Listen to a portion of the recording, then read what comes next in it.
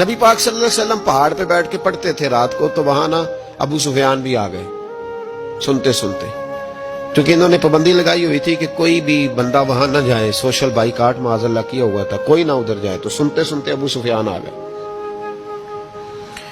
کہتے ہیں حضور قرآن پاک پڑھ رہے تھے تو مجھے لطف بڑا آیا سننے کا، تو وہاں ایک قریب جھاڑی تھی، تو ابو سفیان جھاڑی میں بیٹھ گئے۔ ساری رات نبی پاک نے قرآن پاک پڑھا اور ساری رات انہوں نے سنا۔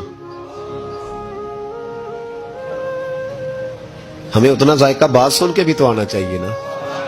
کہتے ہیں اب مجھے نہیں پتا تھا کہ اخنس بن شریک بھی کہیں آیا ہوا ہے، اس نے بھی وہی بھی یہ دیکھنے آیا کہ کہیں کوئی وہاں آیا ہوا تو نہیں، وہ بھی کسی کونے میں جھاڑی میں بیٹھ گیا۔ حضور قرآن پاک کی تلاوت فرماتے رہے، وہ ساری رات سنتا رہا۔ ادھر سے کہیں ابو جال بھی آ گیا، پتھر دل تھا، پر میرے مصطفیٰ قرآن پڑھتے تھے تو کان اس کے بھی کھڑے ہو جایا کرتے۔ ساری رات تلاوت سنتے رہے، تینوں پکے کافر جھاڑیوں میں بیٹھ کر تلاوت سنتے رہے۔ صبح جب جانے لگے تو ملاقات ہو گئی۔ تو کدھر آیا تھا؟ اس نے کہا پہلے تو بتا، تو کدھر آیا تھا؟ میں تو آیا تھا دیکھوں کوئی آیا تو نہیں۔ میں تو کدھر؟ اس نے کہا میں بھی یہی دیکھنے آیا تھا کہ یہاں کوئی آتا جاتا تو نہیں۔ ابو جال زیادہ شاطر تھا، کہنے لگا خبردار کل کوئی نہ آئے، آج تو آ گئے کل نہ ہونا۔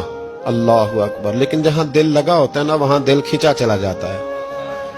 دل جہاں لگ جاتا ہے نا وہاں دل کھینچا چلا جاتا ہے۔ یہ دل کا بھی اپنا ایک معاملہ ہے نا۔ اب لگ گیا تھا قرآن پاک کی تلاوت سے۔ کہتے ہیں رات کو اپنی اپنی چارپائی پہ لیٹے، درد اگرچہ جان گزل ہے، میں کیا کروں میرا دل ہے، غمیش کا اگر نہ ہوتا تو غم روزگار ہوتا، اور وہ مزہ آتش نے کہا تھا، وہ مزہ دیا ہے تڑپ نے کہ میری آرزو ہے یا رب میرے دونوں پہلوؤں میں دل بے قرار ہوتا۔ کہتے ہیں کہ اگلی شام پھر آئی، وہی کیفیت، وہی انداز، وہی شوق۔ چارپائی پہ لیٹے پر کانوں میں وہ آواز رس گھولے، لیٹا نہ گیا، اٹھے پہنچے، لیکن آج جگہ بدل کے بیٹھ گئے تینوں۔ صبح ساری رات سنتے رہے محبوب کی تلاوت، صبح اٹھے تو پھر چوک میں ملاقات ہو گئی۔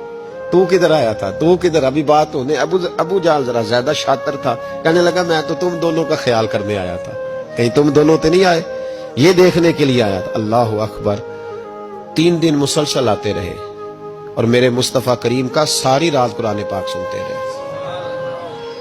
اب اخنس بن شریک کہتے ہیں کہ میں پورا قریب آ گیا، میرا دل کہتا تھا کہ یہ سچے ہیں۔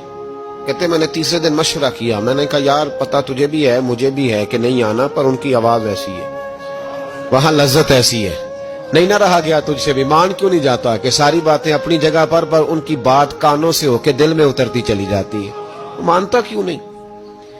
اخنس بن شریک کہتے میں پورا قریب آ گیا، پر ابو جال نے مجھے پھر گمراہ کیا۔